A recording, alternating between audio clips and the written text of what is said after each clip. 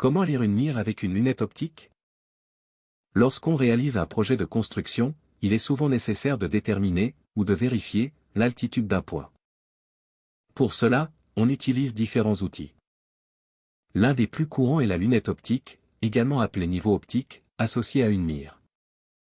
La mire est une règle graduée en aluminium, longue de 2 à 5 mètres. Elle est coulissante, et graduée en mètres, en décimètres et en centimètres. Les millimètres, eux, ne sont pas indiqués. Chaque case de la mire correspond à 1 centimètre, et tous les 5 centimètres, une division plus marquée apparaît. Quand on regarde dans la lunette optique, on aperçoit un réticule. D'abord, le fil vertical.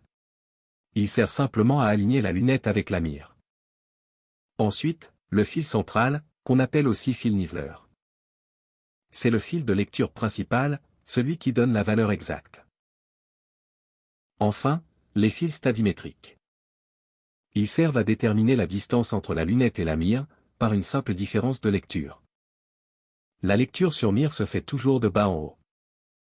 On lit d'abord les mètres, ensuite les décimètres, puis les centimètres, et enfin les millimètres. Ces derniers ne sont pas inscrits, c'est à l'opérateur de les estimer. Prenons un exemple. Je lis d'abord 1 mètre, puis 70 centimètres, puis 1 centimètre. Enfin, j'estime 2 millimètres.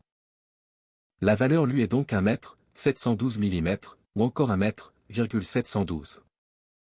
Voyons maintenant comment mesurer une distance avec les fils stadimétriques. On lit la graduation du fil supérieur, par exemple 1 mètre, 762 millimètres. Puis celle du fil inférieur, par exemple 1 mètre, 672 millimètres. On fait la différence, ce qui donne 0,09 mètres. Ensuite, on multiplie par 100. Résultat, 9 mètres de distance entre la mire et la lunette.